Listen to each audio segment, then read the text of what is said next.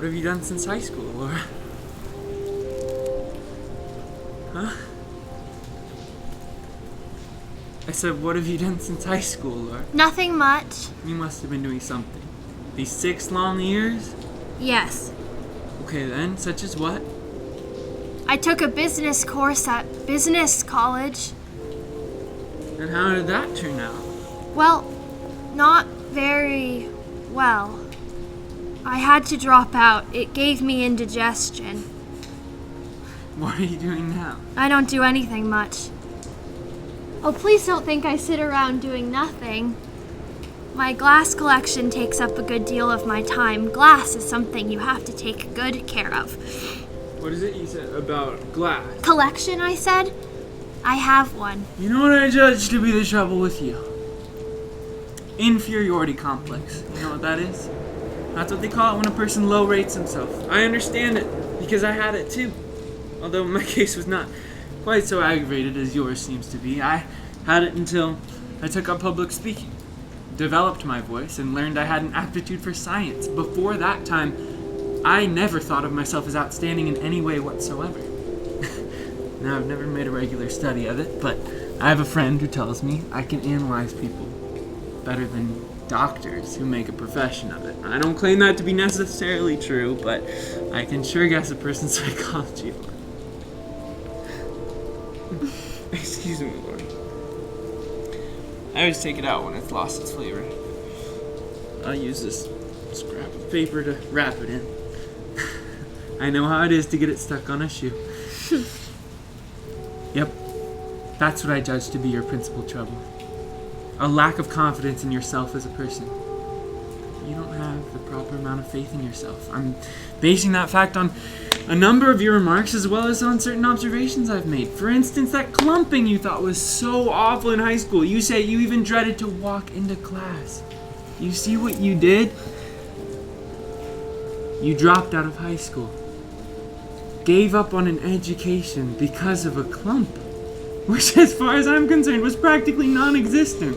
A little physical defect is what you have. Hardly noticeable even. Magnified thousands of times by imagination. You know what my strong advice to you is? Think of yourself as superior in some way. In what way would I think? Man alive, Laura. Look around you a bit. What do you see? Common people. All of them born, all of them going to die? Which one of them has 1/10 of your good points? Or mine? Or anyone's for that matter?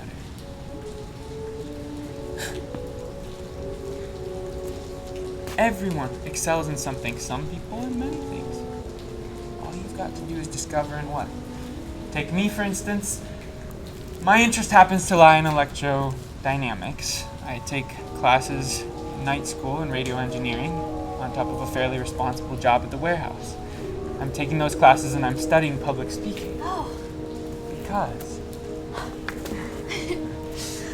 I believe in the future of television. I wish to be ready to go up right along with it. That's why I'm planning to get in on the ground floor. I've already made the right connections. All that's left is for the industry itself to get underway. Knowledge, zip money, zip power. That's the cycle democracy is built on. I guess you think I think a lot of myself. No. Oh. Now, how about you? Isn't there something you take more interest in than anything else? Well, I do, as I said, have my glass collection. Right. I'm not sure I quite understand what kind of glass, is it? Little articles of it. They're ornaments, mostly. Mother calls it a glass menagerie.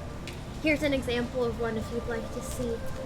This one's the oldest. It's nearly 13. Be careful. If you breathe, it breaks. Oh, I better not touch it. I'm very, very clumsy with Go things. on. I trust you with him. See, you're holding him gently. Hold him over the light. He loves the light. See, look how the light shines through him. It sure does shine. I shouldn't be partial, but he is my favorite one. What sort of a creature is this one? Haven't you noticed the single horn coming out of his forehead? A unicorn, Mm-hmm. huh? Unicorns, aren't they extinct in the modern world? I know. Poor little fellow, he must feel sort of lonesome. If he does, he doesn't complain about it. He sits on the shelf with the other horses, the ones that don't have horns, and they seem to get along together quite nicely. How do you know? I haven't heard any arguments between them. No arguments. Well, that's a good sign. Where shall I send him? Table? They all like a change of scenery every once in a while. Well.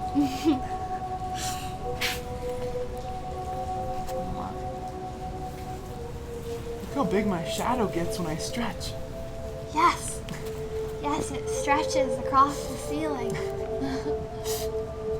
Oh, sorry.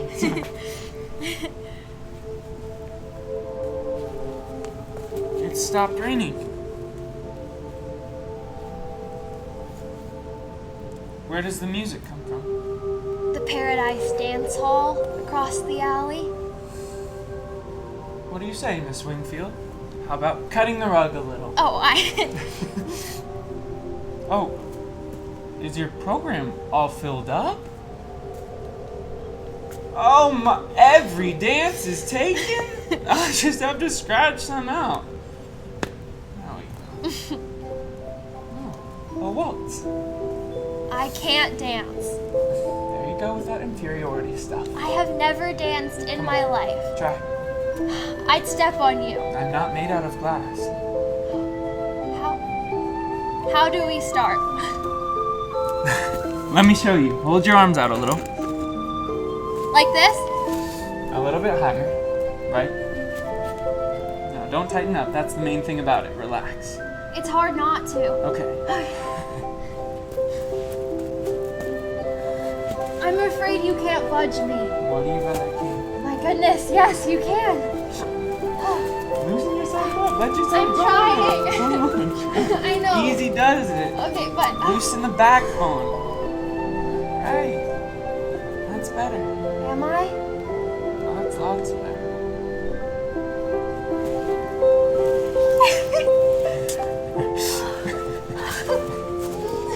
Oh my. Oh my goodness.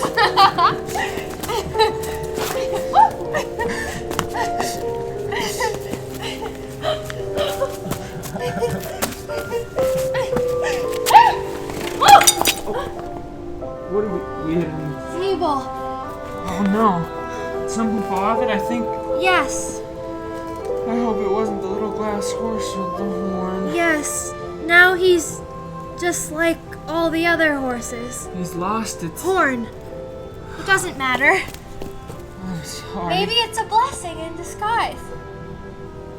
You'll never forgive me. I'll bet that was your favorite piece. I don't have favorites much. It's no tragedy, Freckles. Glass breaks so easily, no matter how careful you are. The traffic jars the shelves and things fall off. Still, I'm awful sorry I was the cause. I'll just imagine he had an operation. The horn was removed to make him feel less freakish. Now he'll feel more at home with the other horses. The ones who don't have horns. You're very funny. I'm glad to see you have a sense of humor. You're very different. Surprisingly different from anyone I know. Do you mind me telling you that? I mean it in a nice way. You make me feel sort of, I don't know. Usually I'm pretty good at expressing things, but this is something I just don't know how to say. Has anyone ever told you you're pretty? Well, you are. And in a very different way from anyone else, and all the nicer because of the difference, too. I wish you were my sister. I'd teach you to have some confidence in yourself. The different people are not like other people. But that's nothing to be ashamed of. Other people are not so wonderful. They're 100 times 1,000. You're 1 times 1. They walk the earth, and you're right here. They're as common as weeds, and you're blue roses. But blue is wrong for roses. But it's right for you. You're pretty. In what respect am I pretty? In every respect. Your eyes, your hair are pretty, your hands are pretty. You think I'm making this up because I've been invited to dinner and have to be nice. Oh, I could do that. I could put on an act, say lots of things without being very sincere. But this time, I am. I'm being sincere. I happen to notice you have this inferiority complex that keeps you from feeling comfortable with people. Somebody needs to build up your confidence and make you proud instead of shy and turning away blushing. Somebody ought to kiss you, Laura.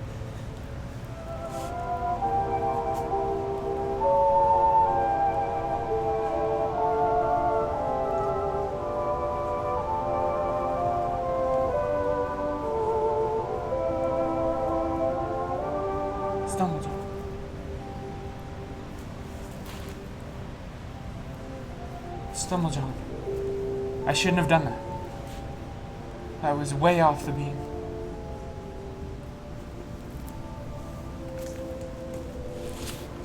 You don't smoke, do you?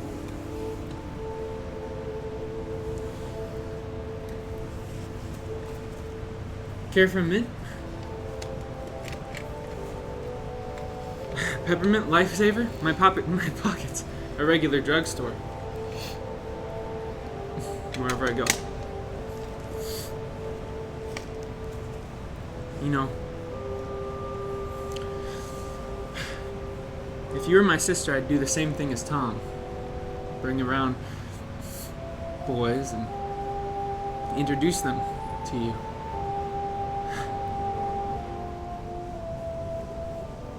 The right type of boys, of a type to appreciate her. Although Tom made a mistake with me. See, maybe this is the wrong call, and might not have been the intention having me over for dinner. But what if it was? It's not a problem. It's just that, well, I'm in a situation where I can't do the right thing. I can't take down your number and say I'll phone. I can't call you up next week and ask for a date. You mean you won't call again? No, Laura. I can't. You see, as I was explaining, I've got strings attached to me. Laura, I've been going steady. I've been going out for about a year now with a girl named Betty. She's fine.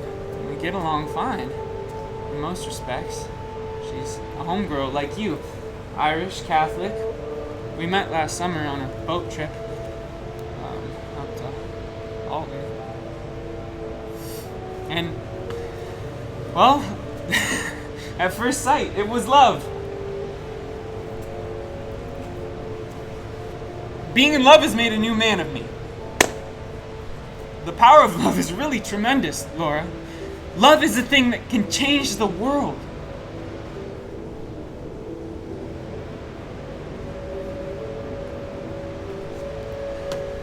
Her aunt called up sick last weekend. She took a wire and had to go up. So naturally, when Tom invited me to dinner, I accepted, not knowing that I'm a Stumblejohn.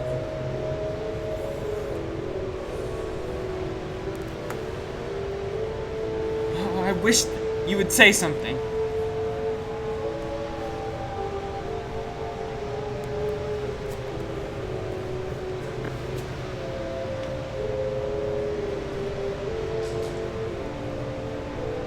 What is this, Lord? Are you giving this to me? How come? A souvenir.